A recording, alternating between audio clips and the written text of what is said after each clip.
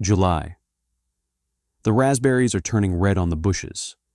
You walk out with a bucket and come back with a handful. Small, sour, falling to the ground before it even ripens. You stand in front of the bush, looking at it. The leaves are green. The shoots are alive. Everything seems fine, and yet the berries are so poor you're almost embarrassed to put them in a bowl. And every single year, it's the same story.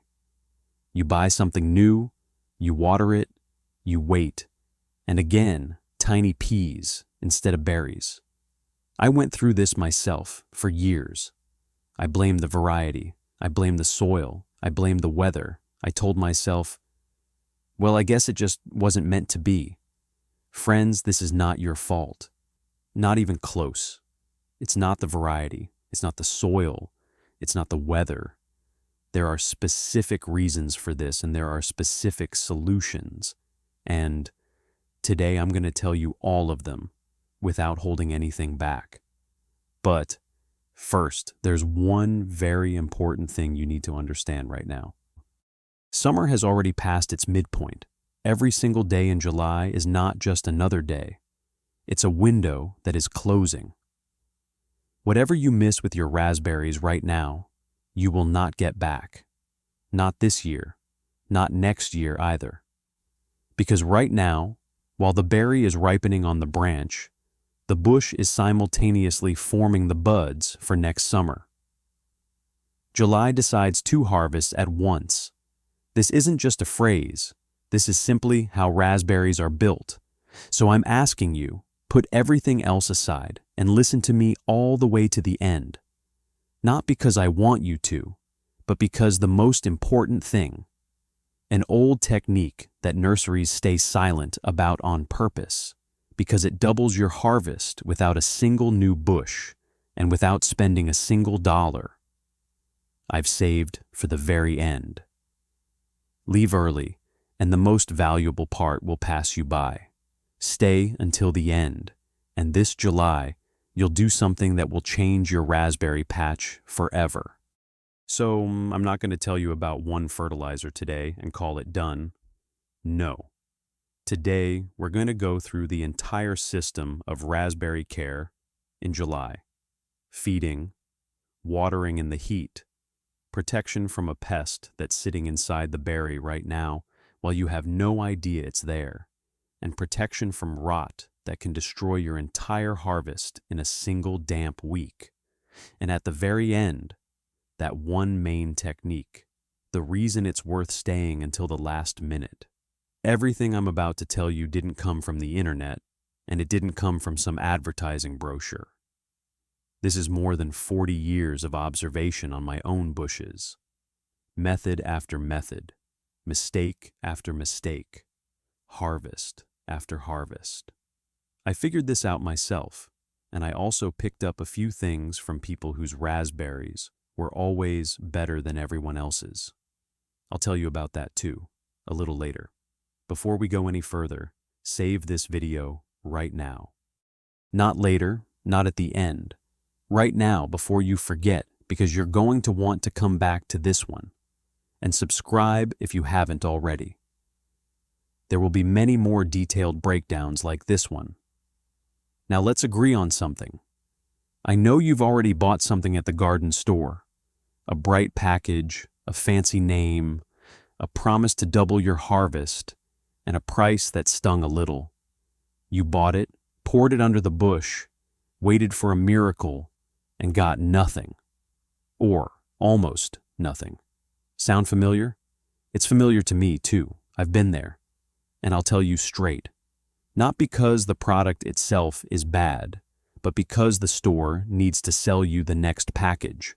Which means the less you understand about how this actually works, the better it is for them. What actually works costs pennies. Some of it is already sitting in your house. Some of it is in your medicine cabinet. Speaking of the medicine cabinet, there's a little bottle in there, costs about 50 cents, that affects the sweetness and size of your berries more than any expensive fertilizer ever could. Garden stores don't talk about it because nobody makes money off it. I'll tell you all about it separately. It's going to be one of the most interesting parts of today's video. But first, the most important thing. You need to understand one fact about raspberries. And once you do, everything else will fall into place on its own. A raspberry bush in July is living on 2 floors at the same time. On the upper floor, the berry you can already see is ripening. On the lower floor, right now, young shoots are growing, the ones that will bear fruit next year. And both of these floors feed from the same source, a shallow root system that lies in the top 12 inches of soil. Not deep at all, almost right at the surface. And in the July heat, that root overheats, dries out, and the bush finds itself torn in 2. It doesn't have enough strength for today's berry, and it doesn't have enough resources for next year. That's why the berry gets smaller. Not because of a bad variety, not because of bad soil, because the bush isn't getting exactly what it needs in July, exactly when it needs it most. And remember this, raspberries are forming next summer's flower buds right now, in July. Which means July isn't the end of the season, it's the fork in the road. What you do with your bush in the coming weeks will decide whether you get a full bucket of berries next year or another handful of tiny ones. My grandmother knew this. She never bought anything at a store, never read a single instruction label, and yet her raspberries were so good the neighbors used to peek over the fence to look at them. I didn't understand the secret back then. I thought she just had a green thumb. Then I started paying attention, and I realized she simply did everything at the right moment, with the right things. That's exactly what I'm going to teach you today. So, let's start with the most important thing, the one thing without which nothing else works. If your berries are small and sour, the first culprit is potassium. Let's talk about it. Think of a pump, a simple pump that moves water. In a raspberry bush, potassium is exactly that kind of pump, except it doesn't move water. It moves sugar. It pulls sugar out of the leaves, where it's produced by sunlight, and pushes it straight into the berry. The better that pump works, the bigger, heavier, and sweeter your berry becomes. Not enough potassium and the pump barely functions. The berry still fills up with water, but not with sweetness. It's small, sour, watery, and no amount of watering will fix that, because the problem was never about water. The pump is broken. How do you know potassium is running low? Go look at the leaves. If the edges, just the edges, not the middle, turn brown, like the leaf got scorched around the rim while staying green in the center, that's your sign. Grab wood ash from your fireplace or fire pit. Sift out the chunks, 1 cup of ash to 2.5 gallons of water. Let it sit a couple hours, and that's it. No cooking, no chemicals, no cost.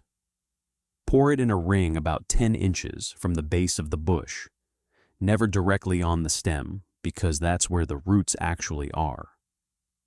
If you don't have ash, sulfate of potash works too, 1 tablespoon per 2.5 gallons, but never, ever use potassium chloride. Raspberries cannot tolerate chlorine at all. One mistake I made years ago and never repeated. Never mix ash with nitrogen fertilizers or manure tea in the same container. Ash is alkaline, and when nitrogen meets that alkalinity, it turns into ammonia and simply evaporates into the air.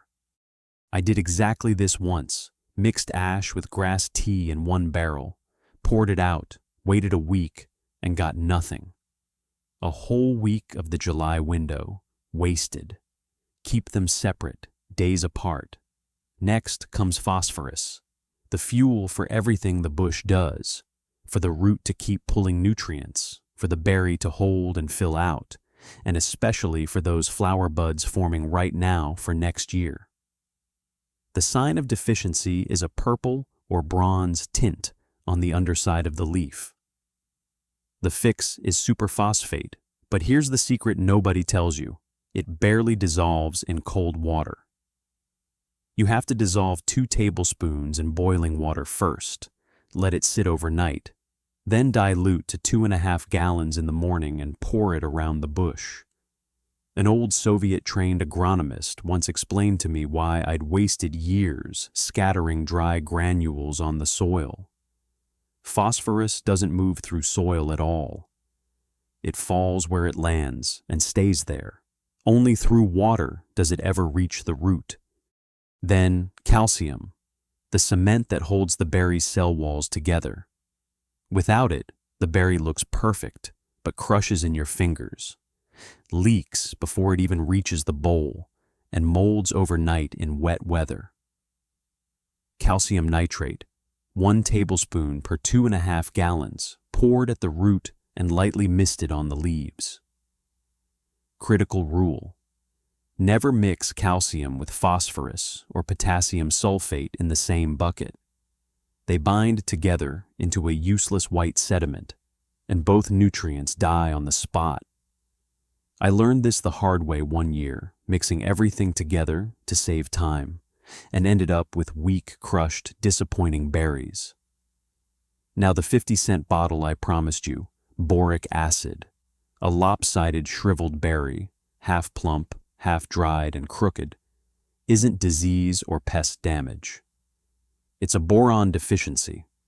Each raspberry is actually dozens of tiny drupelets, each one its own flower that needed pollinating.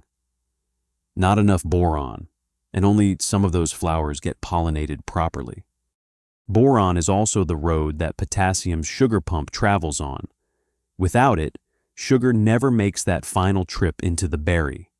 The recipe, exactly 1/3 of a teaspoon, dissolved first in hot water, then diluted to 2.5 gallons, sprayed on the leaves and flower clusters in the evening, never in direct sun.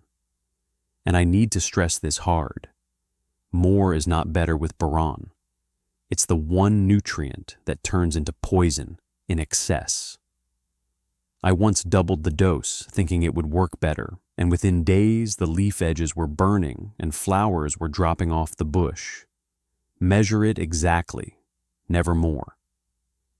Now watering. Most people water shallow and often, splashing a bucket over the surface, watching it steam off the hot ground before it ever reaches that shallow root 12 inches down. The fix is watering rarely but deeply, 2 or 3 buckets every few days in the evening into a shallow trench around the bush, letting it sink down slowly. This trains the roots to grow deeper, chasing moisture, becoming resilient instead of lazy and shallow. Then top it with a thick, real mulch, grass clippings or straw 4 to 6 inches deep, which holds moisture, keeps the root cool, and slowly feeds the soil as it breaks down. An old neighbor of mine used to lay soaked cardboard underneath the mulch first, blocking weeds and locking in moisture even better. I tried it once, before a week-long trip during a brutal heat wave. The year I skipped the mulch, I came home to berries baked and shriveled on the branch. The year I did it right, I came home to a bush full of plump, cool, perfect fruit. Now, pests. That white worm you sometimes bite into isn't an accident. It's a raspberry beetle larva that was laid as an egg inside the flower back in spring and has been growing inside the ripening berry ever since. Every morning, shake the bush over an open umbrella or a bucket of water while the beetles are still cold and sluggish. They'll drop by the dozens. Dust the bush with ash or tobacco powder. Spray with a tansy or wormwood tea. And for aphids, use garlic tea or ash mixed with grated soap. And always remove and destroy any wormy berries. Never toss them under the bush. or you're just feeding next year's infestation. Then there's gray mold, the fungus that can wipe out half your crop in one damp week. It thrives on moisture, warmth, and still air. Remove infected berries immediately, prune the bush open for airflow, and spray with diluted milk whey or 10 drops of iodine per 2.5 gallons. Safe enough to eat the berries the very next day, unlike store-bought fungicides with weeks-long waiting periods you simply don't have during harvest. And now, the thing you've stayed for. I promised you this from the very first minute. A Soviet-era technique that nurseries stay quiet about, that costs you absolutely nothing, that takes half an hour with your own 2 hands, and that will give you double the harvest next year off the exact same bushes, without planting a single new one, without buying a single thing. Here it is. And to make it work, you need to understand 3 steps. All 3 matter, but the third one is the one that changes everything. Step 1. Look at your raspberry patch right now. Around the base of every bush, thin young shoots are pushing up out of the ground everywhere, some of them thinner than a pencil, tangled together, pointing in every direction. It looks like abundance. It looks like the bush is thriving. In reality, it's a problem. Every one of those extra shoots is pulling water and nutrients away from the bush, right now, when the bush is already stretched across 2 fronts. Ripening this year's berry while growing next year's wood, there isn't enough strength for both. So walk through your patch and cut the excess away. Leave only 5 to 7 of the strongest, thickest, healthiest young shoots per bush. Everything else gets cut at ground level, no stub left behind. This is called thinning, and old-school growers did it every single year without fail. When you leave only the strong shoots, the bush stops feeding freeloaders and channels everything into the shoots that will actually produce. Step 2. Look at the old canes, the ones that already gave you berries this year. They're darker, tougher, and their fruit clusters are empty, or nearly empty. Cut these down immediately, right now, at ground level, not in the fall. Why now and not later? Because a cane that already fruited will never produce another berry, ever. Raspberries fruit on second-year wood, and that cane has already done its job. But it's still standing there, still pulling water and nutrients from the root, still blocking airflow through the bush. Cut it, and you instantly free up nutrition for the young shoots that will carry next year's crop. Cut it, and the whole bush becomes lighter, airier, healthier. And now, step 3, the main one. This method was developed by a Soviet gardener, a hobbyist, not an academic, not a professor, just a man named Alexander Sobolev who loved raspberries and studied them for years. One day he noticed something that changed his entire raspberry patch and eventually changed the patches of thousands of people who learned this method after him. Nurseries don't talk about it. Stores won't print it on a label because this method doesn't require you to buy anything, and nobody profits from that. It's much more convenient for them to sell you new saplings and tell you your old bushes are past their prime. Sobolev proved otherwise. Old bushes still have plenty left in them. You just have to work with them the right way. Here's the essence. At the end of July, not sooner, not later, you take your pruning shears and pinch off the tips of the strong young shoots, the ones you kept during thinning. You cut just the very top, 4 to 6 inches, not half the stem, not a third, just the tip. That's it. What happens next? The shoot can no longer grow upward. Its terminal bud is gone, so the bush redirects its energy into the side buds lower down on the stem. Those buds wake up and start producing lateral branches. Instead of one straight cane with a single tip, by next year you'll have a cane covered in side branches. And every one of those side branches is fruiting wood.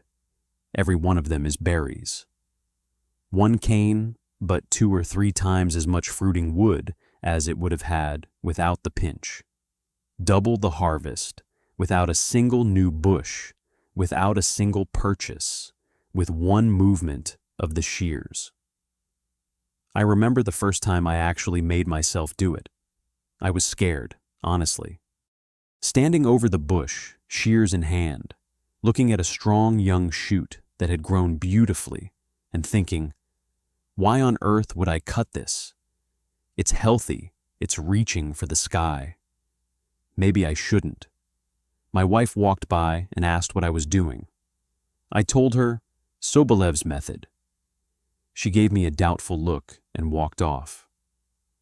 I stood there a while longer, and then I pinched every strong shoot on every bush anyway. I stepped back, looked at them, and honestly, nothing looked different. Just cut tips. All summer I kept glancing at them, a little unsure. By fall, small side branches had appeared. I calmed down, but I still didn't fully understand what was coming. Then the following July, I walked into that raspberry patch and just stopped. The bushes were different, thicker, bushier, with fruit clusters on every branch, several times more than before. Raspberries hanging in actual clusters. My wife came out behind me, looked at the bushes, and said, "Wow." She never gave me that doubtful look again when I walked out with shears at the end of July. So listen carefully to what I'm about to say. What you do to your raspberry patch in July, right now, in these coming days, decides what your harvest looks like next year. Not in spring, not in fall, now. Because the shoots you pinch at the end of July will grow their side branches before winter, and that fruiting wood goes into dormancy already prepared for next season. Miss this window, and the canes go into winter straight and unbranched, and you'll harvest the same small handful you always have. There's no second chance this summer. The July window closes, and the next one doesn't open for another year. A few practical notes. Wipe your shears clean before you start, so you're not spreading disease from bush to bush. Make clean, even cuts. Take every cane you remove off the property entirely. Don't toss it under the bush. Don't add it to the compost pile nearby. Old canes carry overwintering disease and pests, and you don't want to hand them a place to survive the winter. So, 3 steps. Thinning, to stop feeding freeloaders.